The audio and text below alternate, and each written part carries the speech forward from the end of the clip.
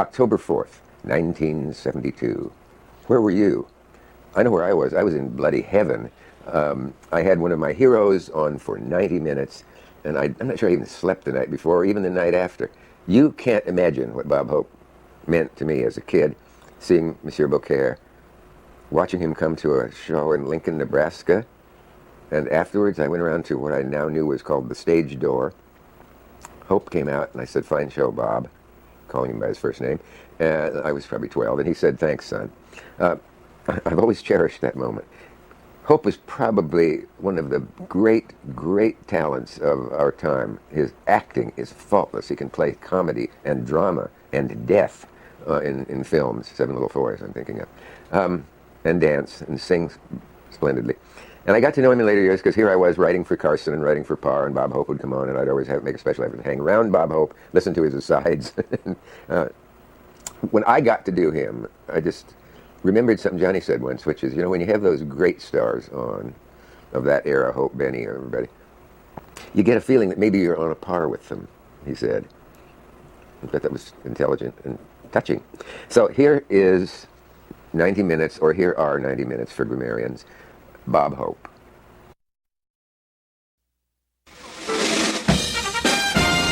The Dick Cavett Show.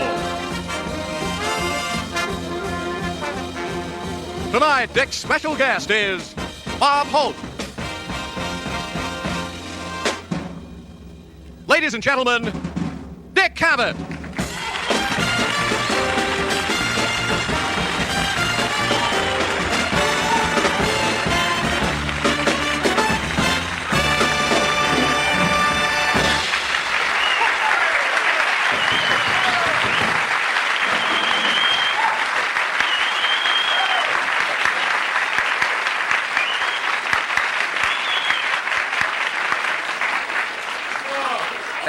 More?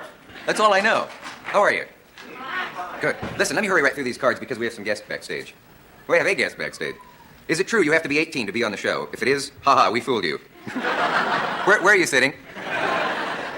Joke's on you. The whole audience is drafted. How do you like this? Will this show be seen tonight or is it pre-taped? We never pre-tape. It's always the same day. So go right home and enjoy it. Have a safe and sane 4th. Now you're wondering, eh? How would you like your body rubbed by a gorgeous blonde?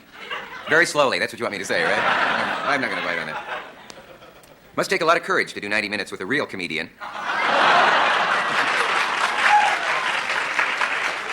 It does, but Mr. Hope is known for his courage. Maybe I don't understand that. For Pete's sake, Cavett, for your years you've been boring us to death about animals. Now at last maybe you can be of some help. Can you recommend a good veterinarian in New York? Sure, what's wrong with you? Don't ever let a lull appear, just keep going. What is the point of this proposed ABC schedule? Do you really think you can score one night out of 4? I should like to think so. You ought to have my boyfriend on the show. He is a liquor wholesaler to bars and restaurants. He's always being propositioned by gorgeous women trying to make a deal with him. He has many hilarious stories about this. Please, we try to keep the tone of this show a little higher than that. If you could do anything else, what would you want to be? A liquor wholesaler to bars and restaurants. See, Aren't you the host who hates to see his guests waiting outside? By the way, this is the 3rd time I've tried to see you. The first time the show was canceled. Second time Steve Allen was guest host. And the 3rd time I got sore feet. I am sorry about your feet. There's nothing I can do. Look at it this way. Corn plasters are cheaper than preparation. Well, never mind. I shouldn't have started that. Bob Hope. I'm sorry. This is to Bob Hope. Why don't you come to Kansas City sometime? The only time we get to see you is on TV or showers. Shows. Mary Boyles. I'll let him answer that. Let's see. I can't answer that. It's too dirty. Have you ever been physically attracted to one of your guests to the point of distraction, or do you always remain objective and aloof while on the air? I must admit, I once made a fool of myself over Buddy Hackett. That's taught me. Did you hear about the new European TV show which features a girl who has become pregnant? Yes, I do know about this. You know about this? And she describes her progress in detail every day. They say it's a great rating getter. That's a true thing. I'm doing that in Europe. Actually, a better rating getter would be a girl who hadn't become pregnant yet, who described her progress every day in detail. All you comedians do jokes about how unpleasant New York is. Should remember that not everyone agrees. There are a lot of song lyrics that remind us what a great place New York is. Like the great big city's a wondrous toy, just made for a girl and boy. Right, Bonnie and Clyde. My girlfriend and I are so far back, we doubt if we can see, or if anybody can see us. What can we do? Just about anything, I guess. What? No? Listen, I think Bob Hope is here. We have a message and we'll be right back. It's hard not to run out of superlatives introducing my only guest tonight. He certainly, by anybody's standards, is one of the greatest entertainers the world has ever known. And he consistently gets higher ratings than any performer in television. He's appeared in 6 Broadway shows. A lot of people don't know that. Over 60 motion pictures, thousands of radio shows. He's received every award and citation for humanitarian and professional efforts, including a special medal that President Kennedy presented him with, a gold medal. He received honorary degrees from most universities as Doctor of Humane Letters, Doctor of Law honorary degrees. And they figure that he's traveled about 6 million miles. They stopped counting at that.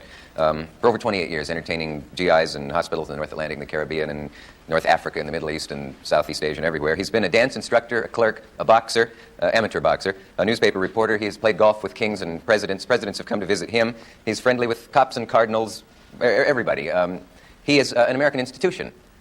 I once introduced him as in a list of things like the Grand Canyon, Mount Rushmore, the Mississippi River.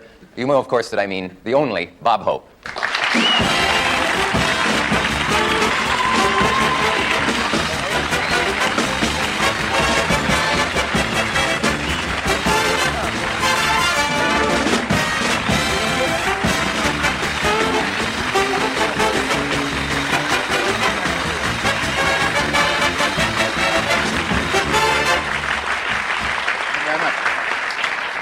Did I get the name right? Why did you cut that introduction so short? You took some of it backstage for your scrapbook. Gee, I don't believe it. I mean, I guess I don't suppose I could ever tell you or anybody how much you have meant to me over the years. I mean, I don't think I'd be in show business if there hadn't been a Bob Hope. I used to imitate you and watch you, and I was just a little kid. You talk like my children. A little bit. No, you know, I was here one time. That's right. They told me backstage when you had the morning show. The morning show, and I've been under contract to the, to the major network, and for so many years. True. Yeah. And I've known Dick how many years? A long time, about 10 years. About 10, I guess. And I would have been here, because I've always had a lot of things to sell. Yeah. But they're very careful about where I go, on that other network, and I got to be fair about it because I have been stealing from them ever since. You've been with them for a long time. I sure have. I've been with them. This is I started with them in 1938. I was about that high, and I've really enjoyed it. And I've built a nice little estate. I've had a couple of homes. I've raised 4 children, and we've had enough to eat and all because I saw one of the Sarnoffs coming out of that motel. Finally, it comes out. An entire career resting on a little thing like that. That's amazing. Everybody talks about how fast you move around and all. I have a list they gave me of where you've been. This may shock you, but since August of this year, you've been in Monticello, New York, Denver, Colorado, Minneapolis, Des Moines, Illinois, Detroit, Lake Geneva, Wisconsin, St. Louis, San Francisco, Mankato, Minnesota, Anaheim, California again, Los Angeles, and back to New York. Can't you find any place you like? What is that? I keep looking for a place where I can be a hit. Just can't no, it's great. People ask you about that, but it doesn't worry me or it doesn't wear me out. In fact, I get a lot of therapy from getting around. If you got a lot of ham bone, and I sleep on a hook at night, and once in a while I go and rest in a Swift locker, for a while. Real three-good ham, eh? Yeah, I think you're the same, don't you? I know that you would appreciate a laugh, wouldn't you? Yeah. No, but laughs I remember getting one once. And, laughs are therapy, Dick, as you know. And I saw Jack Benny here at the Ziegfeld one time, and he started out very slow, and finally, with his style, got that audience, and he grew 3 inches on the stage, like somebody was watering him, Yeah. And he finished walking off on his tiptoes. Of course, he always walks that way anyway, but he was, he's beautiful. There's a real hand, I don't think I have that much, though. I mean, no, I don't think you walk that way either. No, but that's funny you should mention walking, because when years ago, you came to Lincoln, Nebraska. You've been there many times, sure, I guess, yeah. but as a kid, I couldn't believe it. It said Bob Hope, not a film, in person. Yeah. And I saw you there. And I must have been I think I was in 7th grade. And I was transfixed by that. I was in the 8th grade at that time. Yeah. My teacher let me travel. Well, the strange part is, I was so taken with your walk when you came on stage that I imitated it for weeks after that. Yeah, you guys would ask me, why are you walking funny? Yeah. And I couldn't explain it. Well, Jack Benny has gone to England with his walk since they declared homosexuality legal, No, I didn't know that. Yes, he does. He's had a lot of offers. He's sort of on a loan out from Fire Island. I think he's awfully good. We're on the air. Are we really? Oh, yeah. Oh, I thought this was the warm-up. No, this is it. Oh, well. Very sorry. We have messages here every so Bleep, often. huh? We have messages I here know every you so do. often. I know. And this is one of them. Gee, it's great of you to come and sit this long. So happy. I have to get in out of the rain. We won't let it rain on you. And maybe we'll find out. There are a lot of things people don't know about you. We'll be back after this.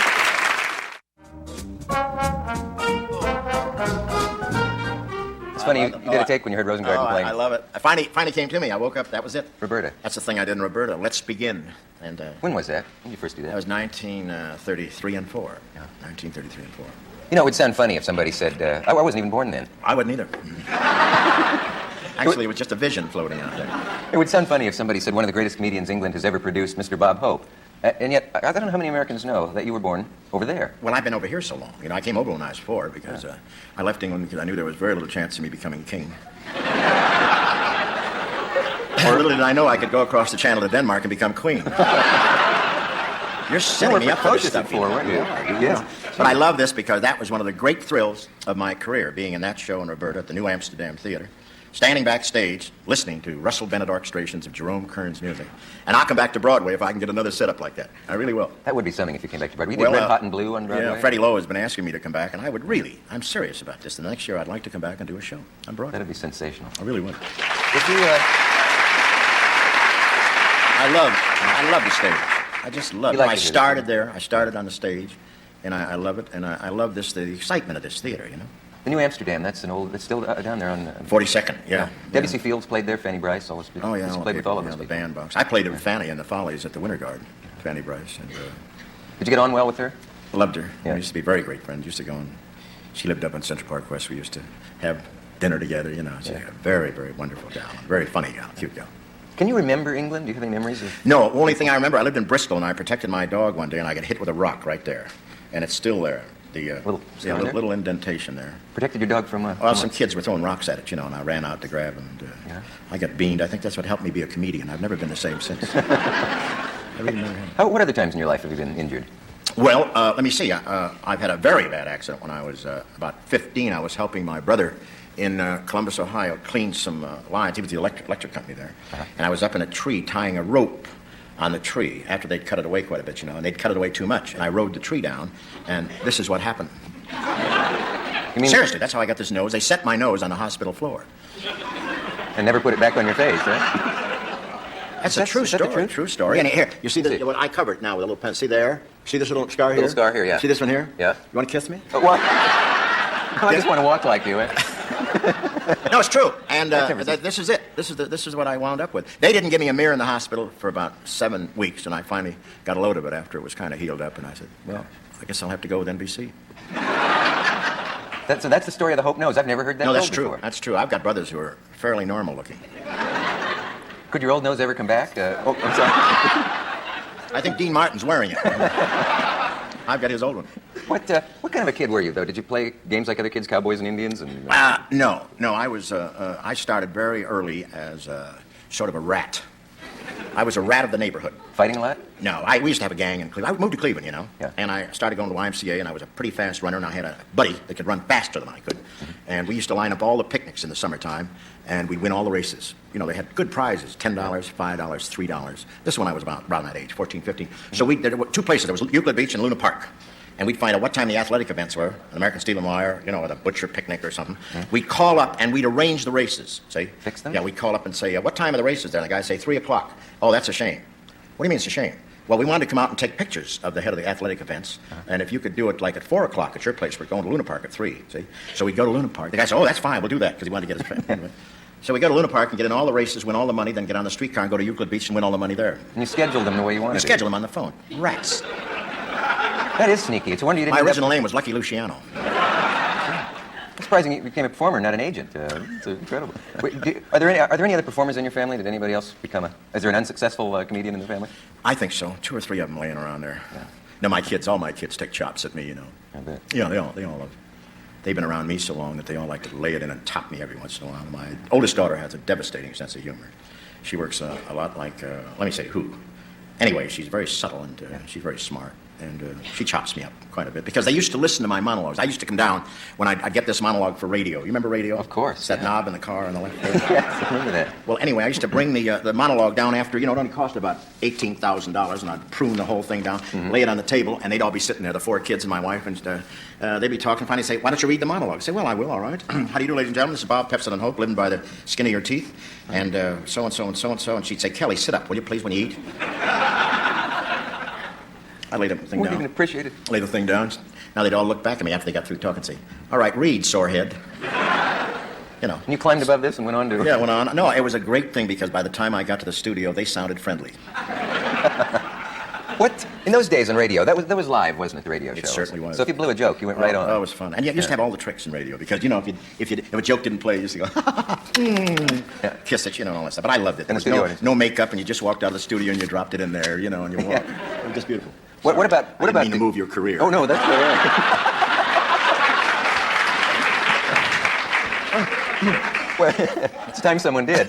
Listen, what was I going to say? You don't need any help, do you? What was yes. What was I going to say? Do you know, when I was a kid, they would always say, hey, did you hear about how Bob Hope got cut off last week or something? Like a censor would decide that a show... Yeah. Now, how could that happen? The show was live and the joke was already told. No, but we had to submit the script to him, you know, and they'd start screaming. And a funny thing about us, we used to do a preview on the night before.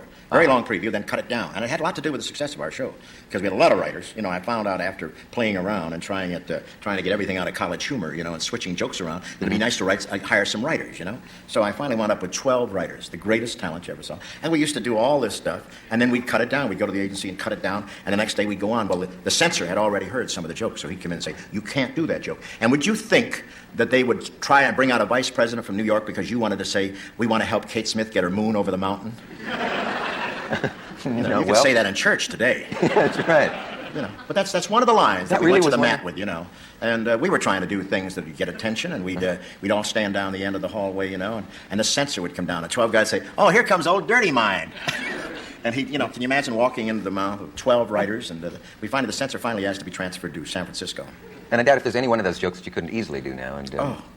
Nothing. We'd never do. You know, because in those days the standards were different. Well, you would never think of saying jerk on the air. 25, a jerk was dirty. That was considered never vulgar. say that, you know. Yeah. And all at once somebody slipped it in. Hey, jerk, saw that out, and you were on the way. Now it's a straight line. Used to be a 4-letter word. Yeah, right. Let us take a break. We have a message. We'll be right back. Stay with us. This is old home week. I love that. You're making my visit really worthwhile. Music's really getting to you. No, it's great. That was from Roberta too. These songs, huh? That was from Roberta That's too? Roberta too. Yeah. It's beautiful. You know, Fred McMurray was in that show. I didn't know that. Yeah, he was with the California Collegians, and borrowed my hi-hat and a cane to make a test for Paramount. And I said, well, you know, because they tested me in 1930, and I thought, they'll never handle this kid, you know. And he came back in a couple weeks, he said, can I borrow it again? They asked me for some more film. I said, sure, but have it back for the show, which he did, you know. Came to me about 2 weeks, he says, I'm going to California. I said, no kidding. I said, they'll kill him out there. What do they know of oranges out there? They'll never, you know, they don't know anything about talent. I was so mad because they didn't buy me, you know. And he went out there, and about 5 months later, I was walking down Broadway on the way to the theater. I looked up at the Paramount sign. It said, Claudette Colbert and the Gilded Lily with Fred McMurray. I almost fell in the sewer, you know. This guy was featured in his first film, and I couldn't wait for the show to get over to run in to see that thing, see how bad he was, you know. Yeah. And he was great. He was just great. The next picture, Carol Lombard, and hands across the table. He was just fabulous, and he went on and on and on, you know, till the day he almost talks to me.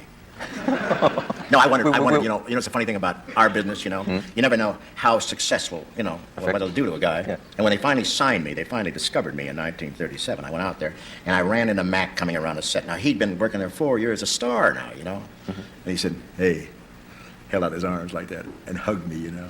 You want to cry because you say, this guy is really something. He's always been that way. He's a beautiful, beautiful man.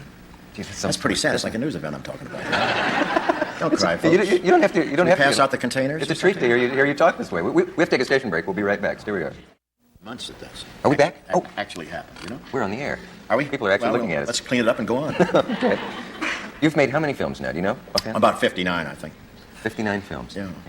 And you're still making them. You just did one. Just finished one that opened at the Music Hall. Yeah. Radio City Music Hall. I was kind of delighted about that because we were on for Paramount for so long, you know, and everything played the Paramount Theater here, all our first-run films. And I was kind of delighted that they took this film. Of course, they have a little problem getting clean films over there. They play to a family audience, you know. The Music Hall. Yeah. And so they decided this film is a G. It's sort of an old-fashioned film. You know, nobody takes their clothes off. And yet you agreed to... Just the audience. Oh, no, but I'm very flattered by it that they took the film. We have a bit from it. I saw it earlier, and it looks rough on you. I'd like to ask you how you did some of this stuff. Should you tell us anything about it? It's called Cancel My Reservation. Yeah, Cancel My Reservation. Why don't you roll it? And if there are any questions, we can answer them in the question and answer session right after it. Here it comes. Cancel My Reservation.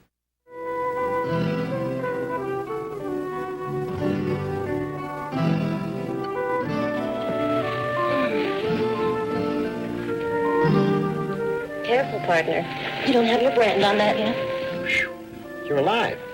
Only one of us is going to be if you make another move. You have to let the horse know who is master.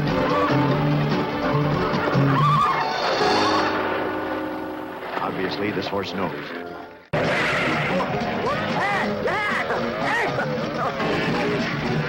Oh!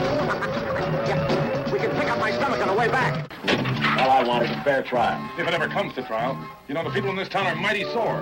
Mob rule may prevail. Mob rule. Is there any justice? Poor fella, he'll do anything to win an Oscar.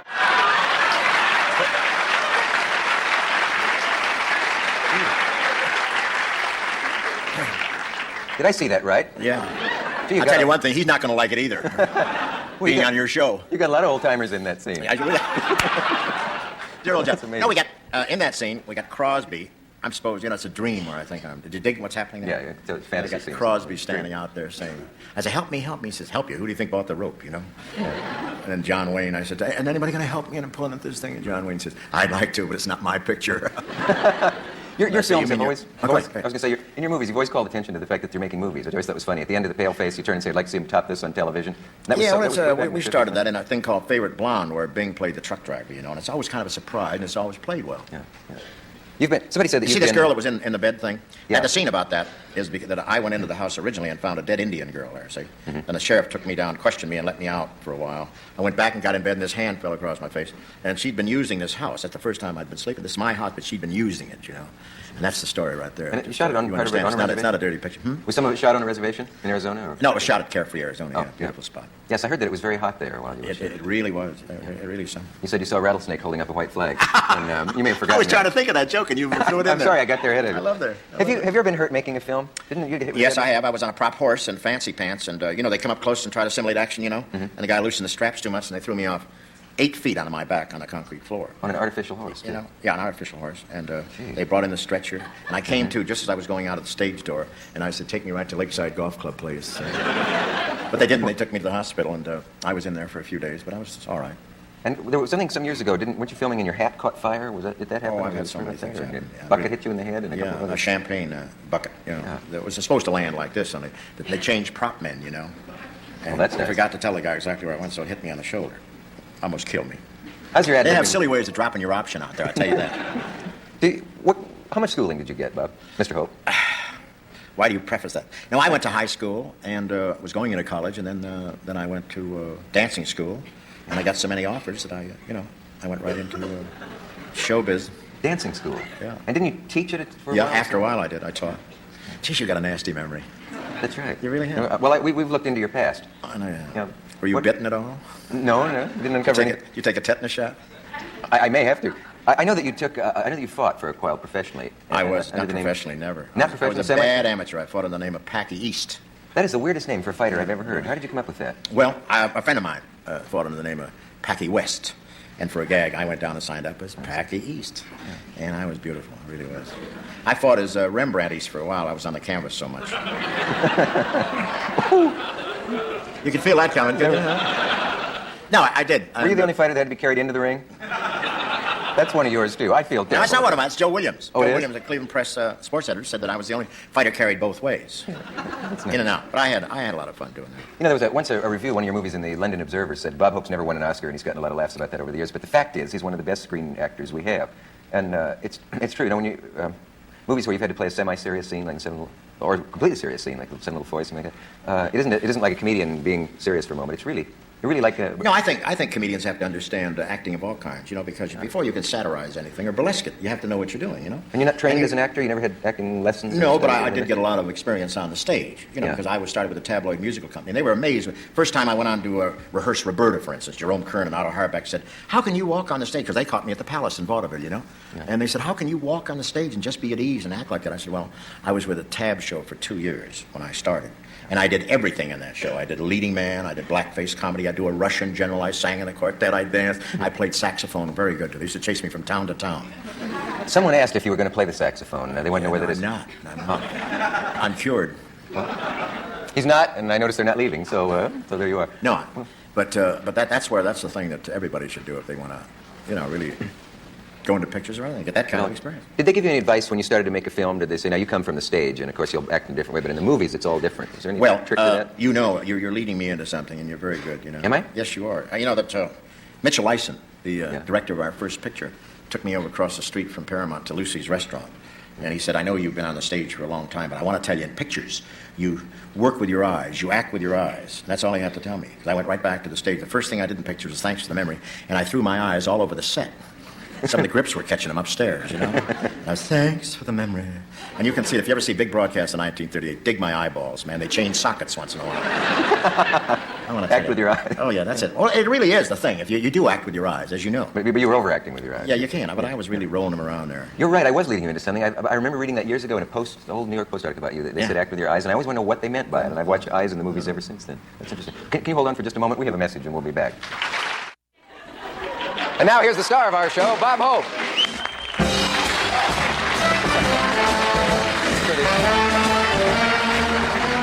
Thank you very much.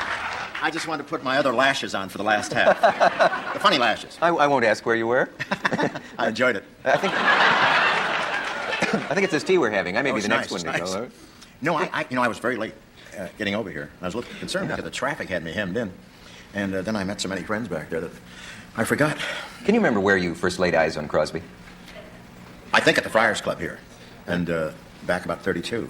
And you want a funny answer? No, I like the real ones. Did it? No, not that I no, don't. but I did. And then we played the Capitol Theater here with Abe Lyman and an act called Cass, Mack, and Owen.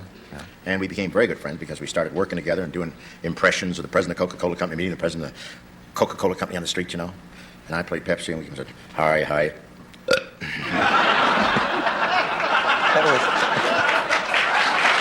This is the stuff. Folks, this is how you get started with a little gas, that's all. No, I mean it. And then, they died at that, you know. And later on, I did it with Cary Grant, this whole routine for the Victory Caravan, you know. Yeah. And two farmers meeting on the street, you know. Go like that. Two farmers. Hi, Si, how are things down the farm, all right? One of our leading class, all satirists. French drama, you know. It's amazing. They loved it. Oh, and we went on, and Jerry Colonna and I kept doing that. We did it up till the last 8 or 10 years. Did it all the camps around the world during all the wars. Yeah. And it always played. How many close shaves have you had in all that traveling? Well, we had a couple, and our first trip offshore was in 1942 to Alaska. Yeah. And we left a place called Cordova in a Lockheed Lodestar, small plane. And we said we never were going to fly at night, up there especially, you know. But there was a general called Simon Bolivar Buckner who was having a big street party for us, and we had to get back. So we got up into this storm. We didn't know there was a storm. We got up into it. They lost the radio, and they put the parachutes and the Mae West on us. We were 13,000 feet over Anchorage, and the guy said, when you jump, pull these things, you know. And I looked over at Tony Romano, and he turned green, so we gave him a little shot of booze, and we're all sitting there. And I'll always love Jerry Colonna for one thing, because he was sitting there with a trench coat and a Phelps Turkel pot hat on, way down, because it was cold by that time in the plane. And I looked over and he went, what's going to be is going to be, you know? Yeah. And it broke me up, even at the fact. And we got into the backwash of United Airlines, or fell our backwash, because we had no radio. We were just flipping around 13,000 feet. Yeah. He went down and reported we were there. The general put up the anti-aircraft lights, and one pierced through the clouds, and this pilot followed them down to the field, you know? And we got out, and I want to tell you, boy, I turned into a little girl. They had to carry me away and everything. That one came to your mind first? Yeah, that's the most scared you've been? Yeah, that's the one that scared me. And we had another one down in the South Pacific where we made a forced landing, and I was flying the plane. I probably shouldn't tell this on the air, but I was flying this Navy Catalina from Brisbane to, I wasn't flying, I was just up there, you know, holding the thing, because it's just like a bus after it gets in the air. And the pilot was back there, and I was holding the thing like this, you know. There'd probably be a congressional investigation about this. But this motor started to go out, two-motor plane, and the pilot came up to him, get out of there. And I got out of there like Zarina under that bar, you know.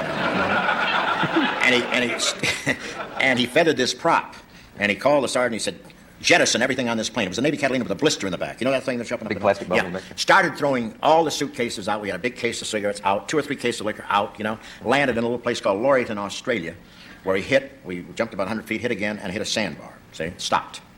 Little town called Laurieton. Peaceful little summer resort town, you know. Mm-hmm. Guy came rowing out from the ocean, from the shore, in a rowboat. We're all standing on the wing by now. He looked up, he said, I say there, do you have any American cigarettes there? And it was, you know, and here we are, we're all happy that we're alive, and this cat thinks it's a Pan-American stop, you know? Plane never landed there in this little lake before. We were very happy to be down. I'm glad you made it. We must take a message. We'll be right back. Talking with Bob Hope, the man I walked like for a year. I'll show you your walk sometime. How'd you correct that? Did you have your legs broken or something? It's a great walk. Were you born with that walk, or did you develop it? Or I don't think I have a funny walk. I really don't. I think I walk very mannish. In fact, I'm almost brutal at times. Listen, I must mention your special, because I know you always have one coming. Right. And you've got Mark Spitz on this one. Yeah, isn't that nice? Yeah. I got it. That's what's happening all around the world. You know, since they found out that I have him on the air, Mark Spitz, this is what's been happening. I've got more requests right in my family for tickets and for my group, you know, saying, how can we get to see him? And my daughter-in-law called me yesterday and said, I want to take Zachary and Miranda and get a picture with Mark Spitz. You know, well, that's going to be great, trying to rehearse with this guy and having all the women trying to run up and grab his fins. I hope he keeps his fins covered. We won't have a problem. It works. No, he's something else. I think your show is on tomorrow night, if I don't have my October calendar. the 5th. October 5th? Yeah, I don't know if you're on, but I'm on October the 5th. I think tomorrow I'm pretty sure of. Yeah, I go that far into the future. Do you know? You should be decorated for the great job you've done in the last 5 years. And I'm not kidding. You've done a marvelous job. Yeah. You know, this... No. Okay. I don't...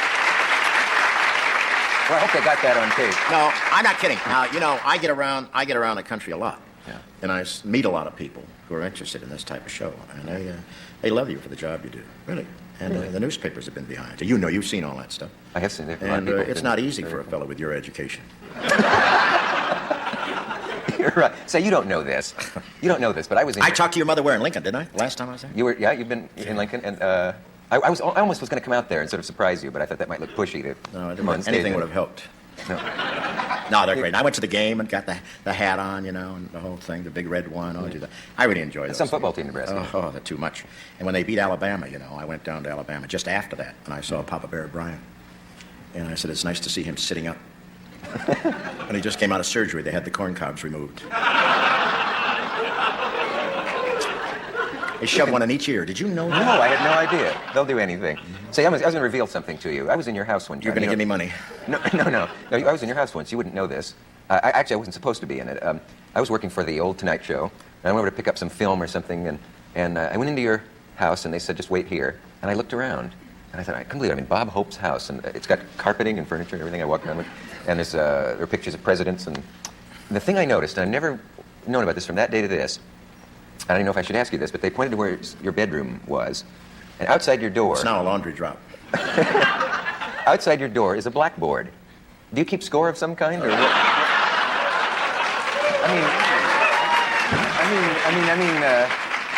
I mean, on what nights you have insomnia or something? You're making me look awful sanitary.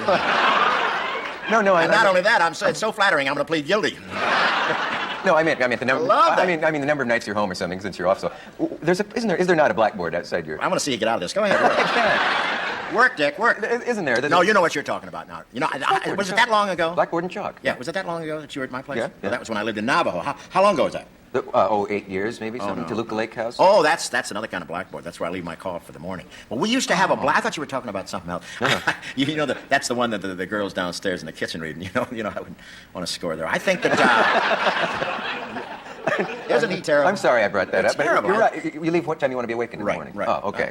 See, I didn't make it up. Yeah, sure. How do you get all this information? I got that personally. We'll Are be you right. reading cards here or something? No, there's a little light there telling telling me to us. talk dirty. Who's doing that? You bring out the worst in me. We'll be right back.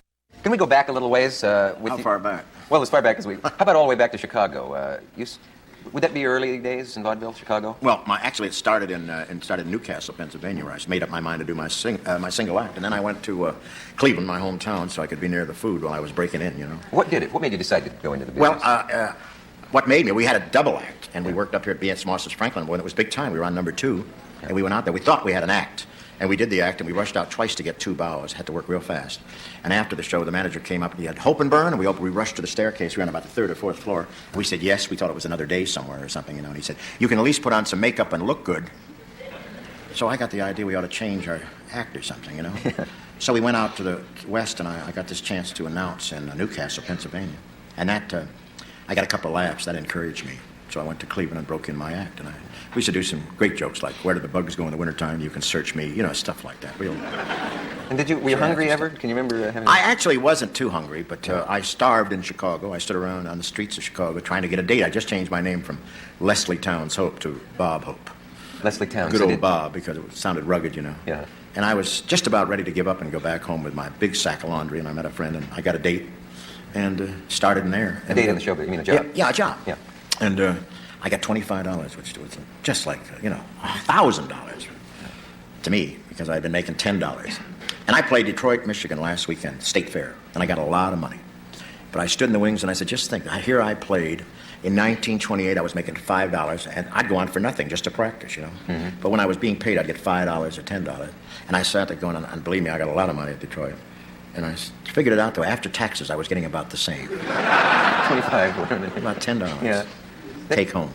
Now, you know, some people in the business have made a fortune and lost it. And you've been known for being very good with money. Is that something you inherited? Or No, I was kind of lucky. Bing and I went into oil, and we made a lot of money on oil. And you know, these things you hear about, my money has been all just blown out of proportion, really. Yeah. Now, I am wealthy. I am wealthy. I've got quite a bit of money, you know, considering, but I'm nothing like they print in these magazines. That's a true story. Why do they do that? I don't know. They do things for sensational copy, you know. Yeah. And you don't need any, do you? No, but You don't need any money. Yes, Dick. Yes. Well, I'd like to get back to the hotel, Dick. But No, that's I know. exaggerated about your being I the saw the wealthiest man price in the you world. pay, and you know how I play benefits. Anything to help the needy. I say, no, but it is blown up way out of proportion. Seriously, because they had me like I was nudging Paul Getty, you know. That's right. In fact, Jack Benny did a line at some dinner when I was the guest of honor, and he said, Bob is so wealthy he refers to Howard Hughes as getting along well. It's right in his style. Yeah. When Crosby is the one that has the money, he's got the big bills. You remember the big bills? He's The old dollars still that got a lot of aside. those. I want to tell you, and I'm sure he's figured out a way to take it with him. Because I saw him buying an asbestos suitcase the other day. I remember so that's where we're going. Some of the good things. Yeah. I remember a joke. I wouldn't say Crosby's rich, but he's the only man I know who has a billfold with curb feelers. You remember curb feelers years ago on cars? I love it. You remind me of what I was telling you about being here in New York when I was in Roberta. You know, I was single. I was single in New York with about 25 gorgeous girls in the show. I had I had Pierce Arrow town car and a chauffeur. I used to sleep in a high hat, you know. So a little confetti. And I was pretty good looking. Single and a Pierce I Arrow used to drive down Broadway, and man, I used to have to beat those gals off the running boards. The running board. Running boards? What if? Running boards, anybody? Yeah, I think the stagehands remember running board. Oh, I love Curb it. feelers. That's great. What would you have done if you had come back with that big bag laundry from Chicago and you just decided I cannot make it in the business and that's it and I'm changing my... What would you have done? I have no idea. You know, how are you going to tell? I'd probably become a great dramatic actor or something, you know. Something super, I'm sure. Were you a good student when you were in school? No, not too Not good. good. No, I was too interested in other things. Were you any good in math? Yeah, I counted pretty well. Yeah. I wondered if you had a strong subject as a kid. No, I was pretty good in math. And I was pretty good in singing because I liked the singing teacher. And I was very good. She used to Singing teacher was... bite me over every once in a while. A lady. It's all clean. Ever been tempted to be psychoanalyzed? Not up till now. Is this helping? But we have to take a message. We'll be right back. Boy, you're really laying out some of those pictures tonight, aren't you? I think that one was from possibly the big broadcast. I'm not sure. 1938. Yeah, That's where you first sang "Thanks for the Memory," isn't it? Right. Yeah. Right. Yeah. Gee, as I look at you, I still don't believe you're here. You know, you were such a thing to me as I was coming up as a kid, and I don't mean to keep emphasizing age. No. Because certainly nobody has conquered age any better than you have. That's right. And you know what General Eisenhower said about age? There's three stages of life. Youth. No, wait a minute. Youth, maturity, and God, you look good. Yes. Which I love. Yeah. And it's true, too. I just remembered something else. When you that time you came to Lincoln, Nebraska, I saw your show, and then I ran around backstage, and when you came out, I said, "Good show, Bob," or something, and in case you thought it was not good. And I was probably about 10 years old, and you said, "Thanks, son." Got in a car and left. I remember for days after that, I said, I was talking with Bob Hope the other day, and because I said, "Good show," and he said, "But this friend of mine, I went up to your hotel. Yeah. You were staying in the Cornhusker Hotel." Yeah, and I got stuck in the elevator. You did? Yeah, I was there with the mayor, and I was living on the next to the top floor, and when I got on, he said, "Hey, Bob Hope," and pushed the handle the wrong way. We went right to the roof. And they have an automatic thing that shuts it off, you know, but we were stuck between floors, and I had to crawl out of a hole that big to make the show, you know. Gives you a great feeling. That would be all the close shaves you've had. I went back to that town. That shows you how courageous I am. To end up in an elevator in the middle of Nebraska after all. Is John from there? He's from there, isn't he? Carson is from Nebraska. I used to hear him on the radio on the way to school. Yeah. Yeah. No, What'd you do, hit him? No, but I went up to your hotel room, and this friend of mine and I got up our nerve, and we knocked on the door. Yeah. And a lady came to the door, and she My said... school teacher. I was still going to school. No, it was a middle-aged lady who said, "Mr. Hope's retired for the evening," and it was... in those days, I thought, what's a middle-aged lady doing in there with him? No, I didn't realize my- there were suites of rooms. My psychiatrist? And it turned out that, it was not your room, but you had Wrong room. Apparently had the whole floor, and I guess you had secretaries and various people who worked for you. And every place you went, they My said... wife "Mr. was watching. I don't know how I'm going to get out of this, you know. Because she wasn't there, I don't think, in Lincoln, Nebraska. They said... I think you had the wrong room, didn't you, Dick? Yeah, that's right. In fact, it was the wrong town.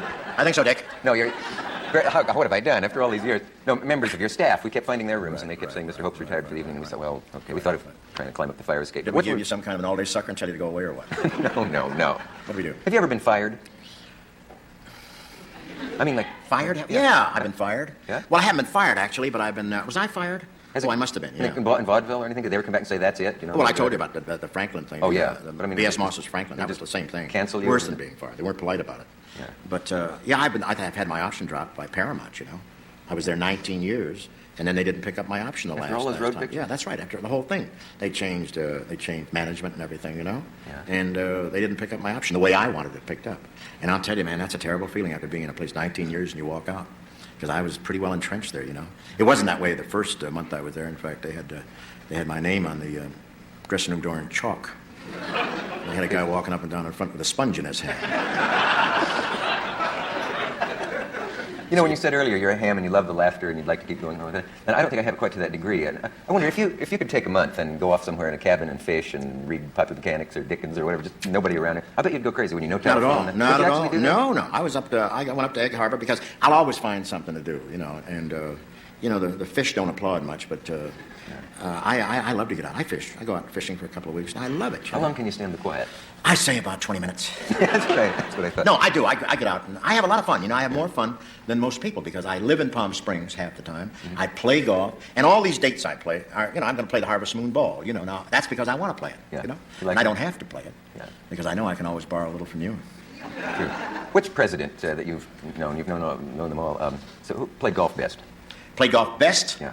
Well, I think Ike, because Ike was, loved the game and played a lot of it. I played with Mr. Nixon about a year ago in the Palm Desert, and he was pretty tight. Now, he used to be a pretty good player when he was vice president, like Agnew. You know, Agnew has a black belt. He has a black belt in golf, and I think that no, he is. Spiro could be a fine golfer if he could just aim it right, because he hits it very hard. But he plays 3 or 4 courses at one time.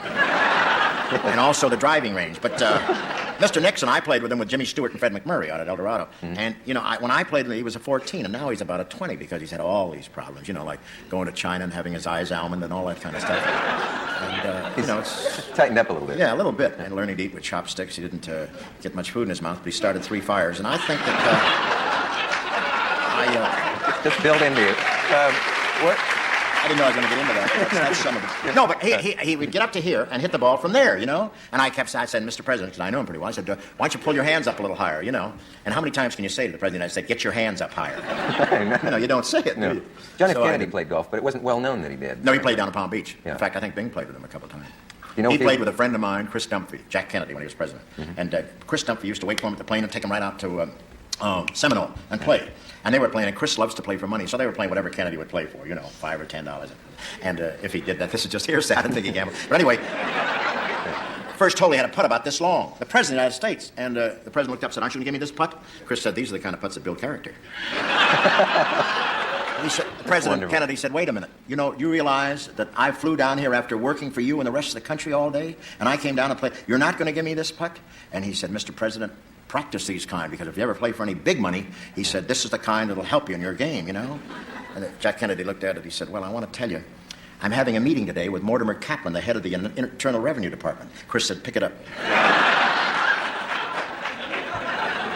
Okay, we have to come back after this message. Stay where you are. I noticed that Chief Dan George, who was in Little Big Man, he's been on here. He's I forget what tribe he is. Oh, he was up in Seattle. Squamish, I believe, yeah. What is he? Squamish, I believe, Up in the Northwest. Something like that, but he's some guy, isn't he? Yeah. Great actor. Marvelous. Really Great face. Yeah, Wonderful. terrific. He's really good. I wish he could pitch. I'd put him in Cleveland. This is a strange thing to ask you, but it just crossed my mind. Where were you when Pearl Harbor was bombed? Pearl Harbor, I was on my way to the golf course when... It's true.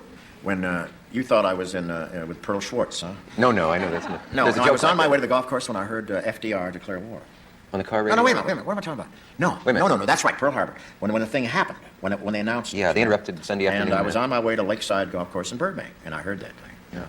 And then I heard our president, FDR, announce it, who had some kind of sense of humor. He was beautiful, too. Most presidents have a great sense of humor, you know, because Jack Kennedy was marvelous, had a great sense. FDR was marvelous, because the first time I played for him, I said that I'm so thrilled to be there to apologize for some of the things that I have said about our president, Roosevelt.